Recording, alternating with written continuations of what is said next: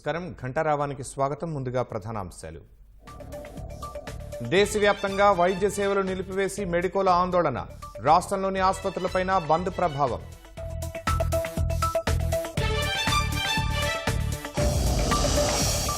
నేడు ప్రధాని మోదీతో సీఎం చంద్రబాబు సమావేశం. పోలవరం, రాజధానిపై చర్చించే అవకాశం.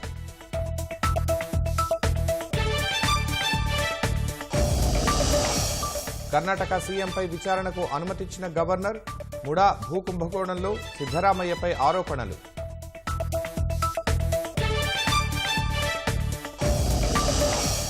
వినేష్ ఫోగాట్కు ఢిల్లీ విమానాశ్రయంలో ఘన స్వాగతం. తీవ్ర భావోద్వేగంతో ర్యాలీలో ఫోగాట్ కంటతడి.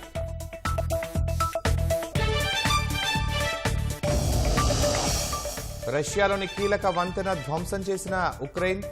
తాజాగా ఘటన వీడియోను విడుదల చేసిన కీవ్ సైన్యం.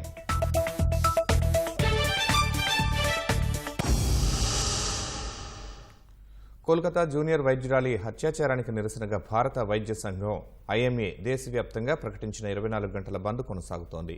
ఆదివారం ఉదయం 6 గంటల వరకు అత్యవసర వైద్యం మినహా అన్ని ఓపీడీ సేవలు, షెడ్యూల్ చేసిన సర్జరీలు నిలిచిపోనున్నాయి. The all India medical students association, federation of resident doctors association సంఘాలు కూడా సమ్మెలో చేరాయి. త్వరితగతిన విచారణను పూర్తి చేసి నిందితుడికి కఠిన శిక్ష విధించాలని, బాధిత కుటుంబానికి గౌరవప్రదమైన పరిహారాన్ని ఇవ్వాలని ఐఎంఏ డిమాండ్ చేసింది. వైద్యుల పని, జీవన పరిస్థితుల్ని సవరించాలని, ఇందుకు 36 గంటల షిఫ్ట్లతో పాటు విశ్రాంతి తీసుకోవడానికి సురక్షితమైన ప్రదేశాలు కల్పించాలని ఐఎంఏ డిమాండ్ చేస్తోంది.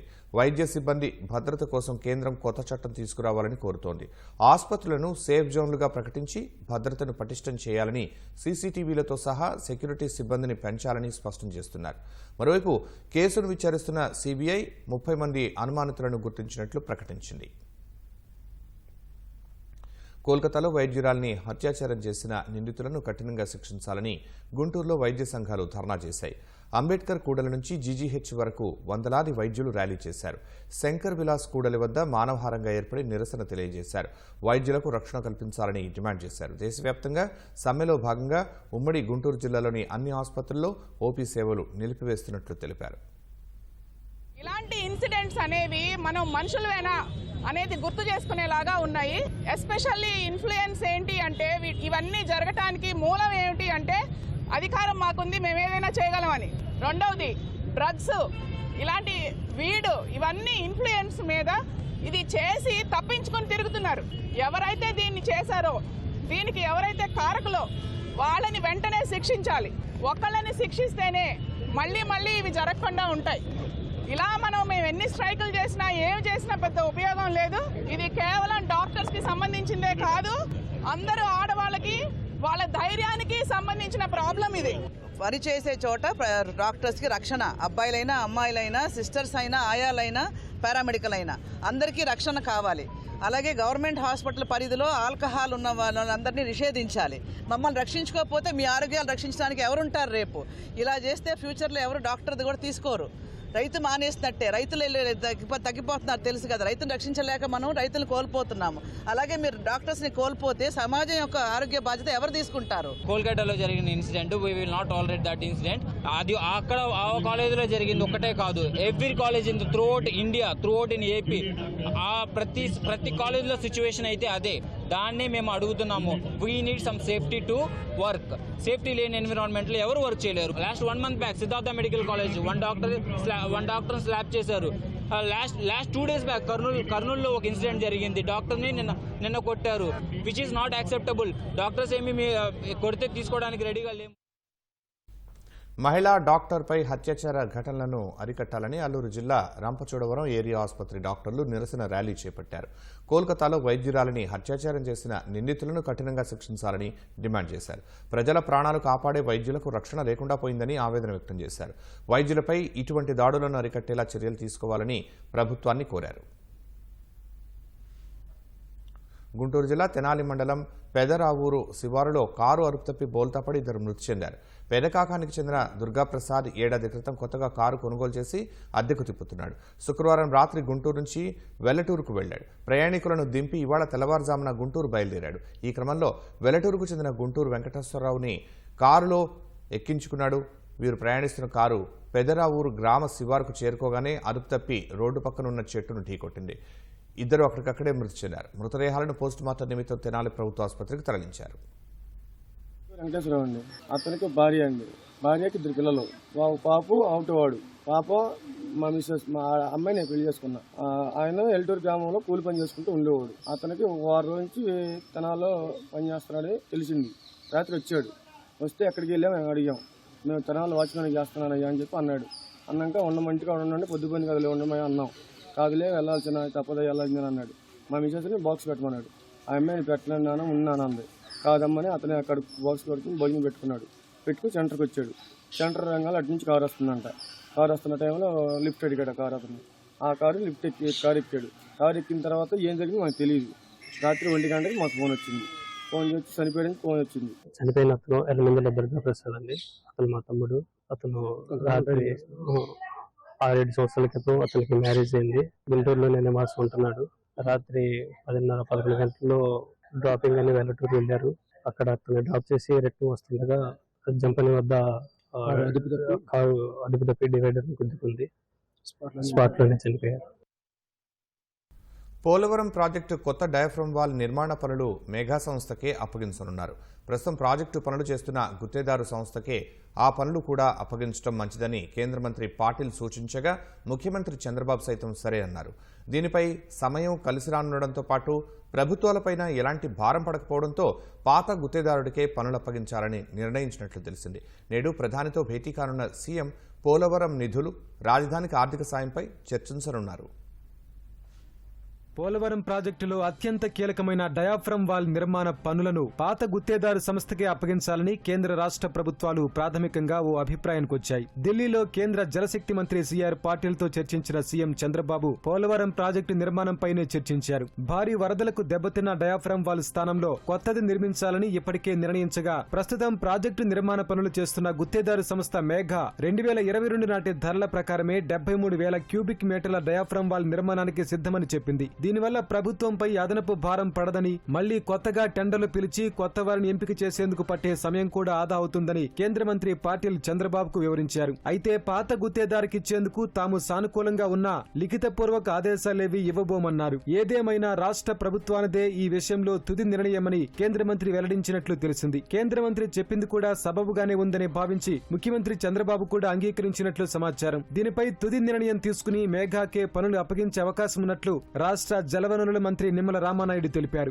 డయాఫ్రమ్ వాల్ ఏదైతే నష్టపోయామో, విధ్వంసం గురైందో దాని స్థానంలో కొత్త డయాఫ్రమ్ నిర్మాణం చేయాలని ఆల్మోస్ట్ ఆల్ గతంలోనే సిడబ్ల్యూసి నిర్ణయం తీసుకోవడం, మరి ఓల్డ్ ఏజెన్సీ ఏదైతే ఉందో దానితో కంటిన్యూ చేయడమా లేకపోతే న్యూగా కొత్తగా టెండర్లకు వెళ్ళడమా అనేది కూడా డిస్కషన్ నడిచినప్పుడు అందరూ కూడా ఏకాభిప్రాయంగా ఈ యొక్క సిడబ్ల్యూసి కానీ పీపీఏ కానీ మినిస్ట్రీ అధికారులు కానీ అందరూ కూడా ఆలోచనల మేరకు ఈ యొక్క డయాఫ్రమ్ వాల్ దెబ్బతిన్నప్పుడు దాన్ని రిపేర్లు చేయాలనేటువంటి ఆలోచనతో ఆ రోజు 390 కోట్ల రూపాయలకి ఏదైతే 2022 సంవత్సరంలో టెండర్లకు ఏదైతే రిపేర్స్ నిమిత్తం డయాఫ్రమ్ వాల్కి టెండర్లు పిలిచారో అదే ఏజెన్సీని వర్క్ని కంటిన్యూ చేసినట్లయితే మనకి డిలే అవ్వకుండా ఆ పోలవరం ప్రాజెక్టు తొందరగా పూర్తవడానికి అవకాశం వస్తుందనేటువంటి ఆలోచన మరి ఏదైతే ఈ యొక్క అధికారులందరూ కూడా వెలబుచ్చడం జరిగింది. పోలవరం ఆలస్యంతో ఇప్పటికే ఎంతో నష్టపోయామని భావిస్తున్న సీఎం చంద్రబాబు ఈ ప్రాజెక్టును పరుగులు పెట్టించాలన్న యోచనతో ఉన్నారు.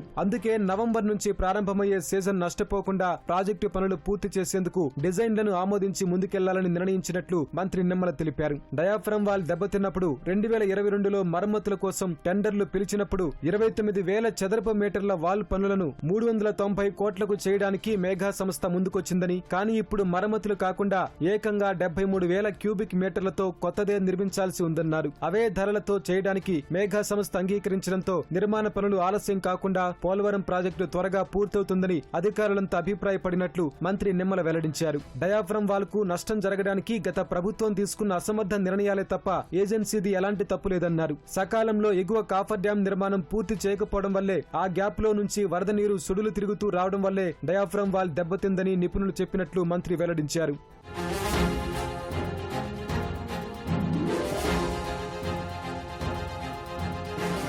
గతంలో డయాఫ్రమ్ వాల్ కు మరమ్మతులు చేపట్టాలనుకున్నప్పుడు 29,000 క్యూబిక్ మీటర్ల పనిని 390 కోట్లకు అప్పగించారు. కానీ ఇప్పుడు 73,000 క్యూబిక్ మీటర్ల నిర్మాణం చేపట్టాల్సి ఉన్నందున దాదాపు 1,000 కోట్ల వరకు ఖర్చు కానుంది. నిపుణుల బృందం చర్చలు, సిఫారసుల తర్వాత డిజైన్లు సైతం మార్చే అవకాశం ఉంది. దీంతో ఎంత పరిమాణం మేరకు పనులు చేపట్టాలో చూడాలి. అయితే గోదావరి గర్భంలో 100 మీటర్ల లోతు నుంచి ఈ పని చేసిన అనుభవం ఉన్న వారితో ఒప్పందం కుదుర్చుకుని వారితోనే ఆ పని చేయించాలని మేఘా సంస్థకు రాష్ట్ర ప్రభుత్వం షరతు విధించే అవకాశం ఉంది.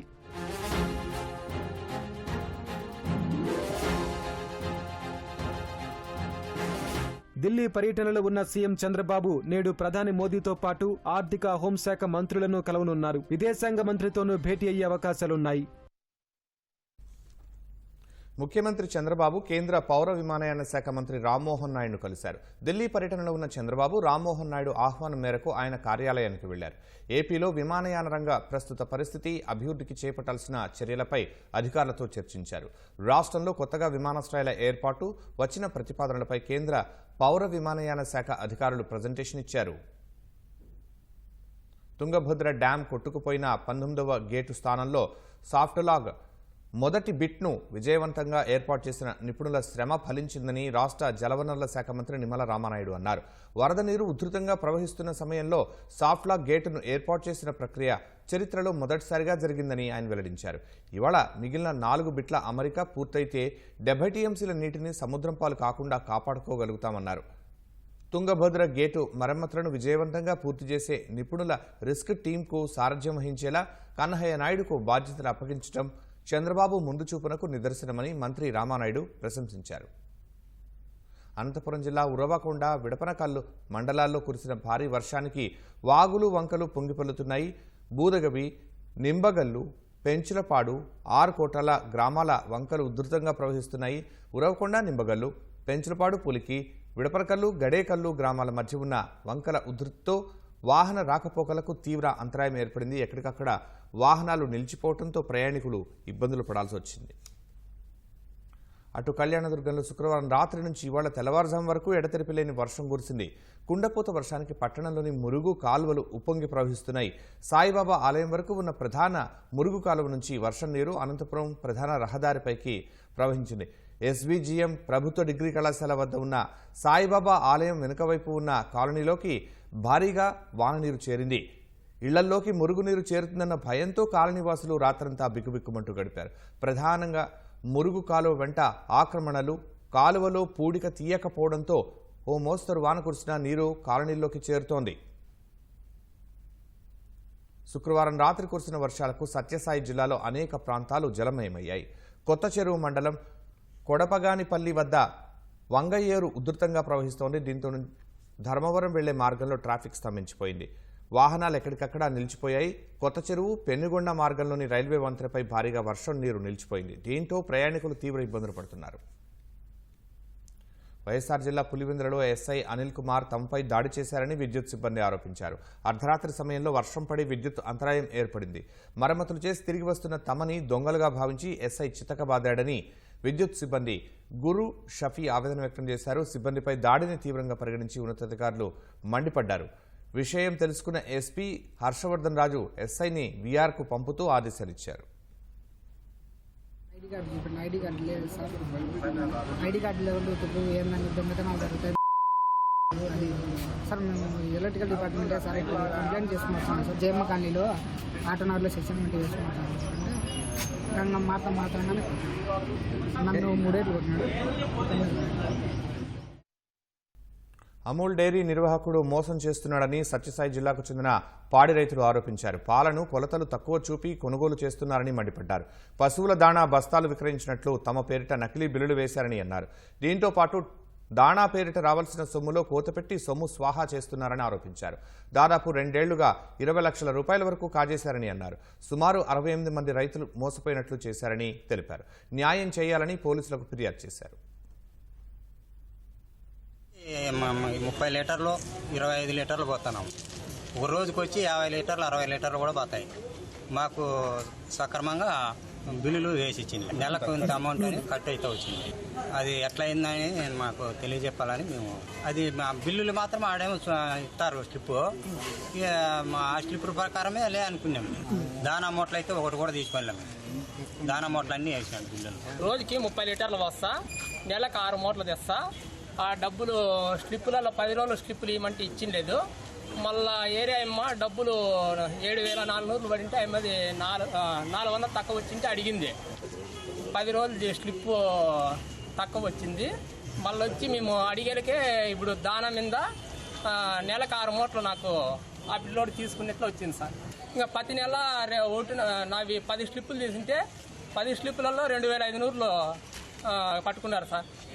మళ్ళా పాలు తూకాలు ట్రబుల్ వచ్చినాయి సార్. 2.5 సంవత్సరం నుంచి పాలు వస్తా అంటే ఎనుగు ఉంటే ఎనుగు పాలు ఊరికి ప్యాట్ రాలేదు. తమ పాలు రేట్లే పర్లేదు అనేది నాకన్నా పొయ్యికినే అప్పినాడు. ఏం రేటే పర్లేదు, ఇది ఏం చెప్తున్నాను, దానా ఏం చేస్తున్నావు, ఎక్కడ ఏని దవా ఇచ్చాను అన్న. దవా ఇస్తే సరేలే చింతాపండిలో పోయాను నేను. 34, 36 పండి ఎనుగు పాలు 4 గంటలు చెప్పినాను. 4 తర్వాత మళ్ళీ దాన్ని నమ్మే సాగులు తెచ్చుకున్నాను. నేనైతే దానా ఉమ్మడి కూడా తీసుకున్నాను, బయట తీసుకున్నాను. అయినా ఇక్కడ కట్ అయినట్లు చూపుతుంది. నేను బయట ప్రైవేట్గానే తీసుకున్నాను, అంగళ్ళ షాపుల్లోనే. అది జరిగినది. ఇప్పుడు 10 రోజులకు ఇంత ఎస్టిమేషన్ ప్రకారం కట్ చేస్తా వచ్చినాడు.